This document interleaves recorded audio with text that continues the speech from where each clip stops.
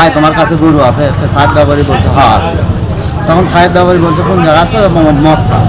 তখন লিলু আর মস্তান নিয়ে গেছে ওই ঢাকার দুই লোকে আর সাইডে যা মস্তান যা গরু দেখে মনে হয় গরু বায়না করে আসার পরে ওই গরু লিলু বলছে সাহেব যে ভাই আমি তোর বাইরে যাব, তুমি টাকা পয়সা বুঝে লিয়া তুমি গরুগুলো দিয়ে দিও। এটা আমি তো শুনেছি এখন জাল টাকা, এটা বলছে 4 লাখ টাকা।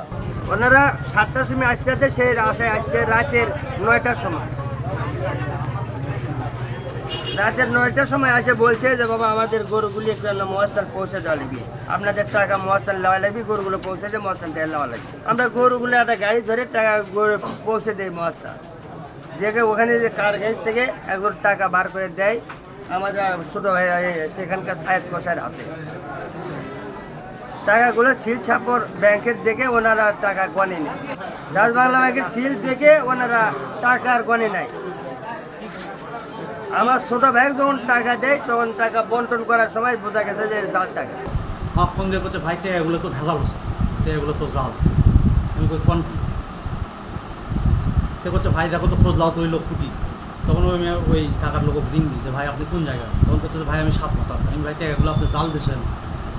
তো করছে যে ভাই ঠিক আছে আপনি ওই ভাই ঘরক আসতে বলেন। তখন আমি আর ভাই ঘরক আসতে বলি যে ভাই আপনারা যান ঘটনাস্থলে, যান ওই যে 7 মাথা আছে। তখন এই ভাইরা আসে খোঁজাখুঁজি করে। তখন এক পর্যায়ে ওই ভাইয়ের সাথে আমার কথা হয় যে ভাই তাহলে এটা কী করবেন? করছে ভাই এই টাকা পয়সাগুলো খুলতে নিষেধ করেন, আমি টাকা দরকারে চেঞ্জ করে দেবো। তখন আমি ভাই ঘরক বলি যে ভাই টাকা পয়সাগুলো ওই অবস্থায় রাখেন, প্রয়োজন আপনার চেঞ্জ করে দেবেন। আর আজকে আর ওই ভাই আর ফোন দিচ্ছে।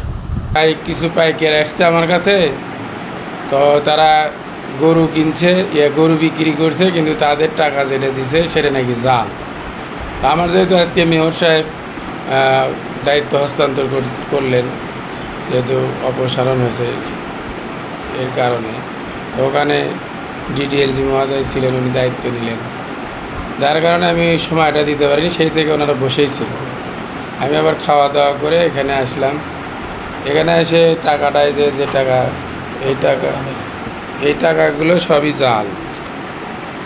এখন এটার মাধ্যম হলো এই গরু কেনা বেচা।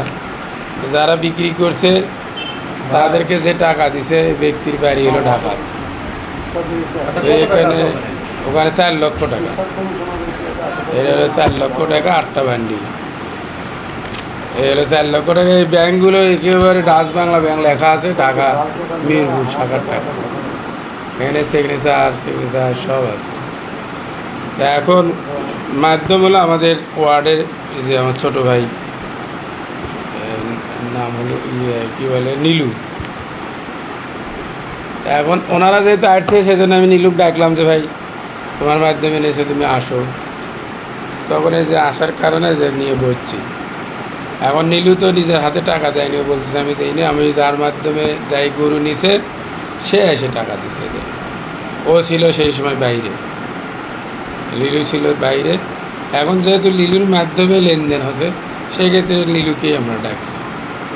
এটাই হলো মূল কারণ। এখন এই টাকাটা যারা গরু নিয়ে গেছে, টাকাটা দিয়ে গেছে, এই ব্যক্তিদেরই টাকা হবে।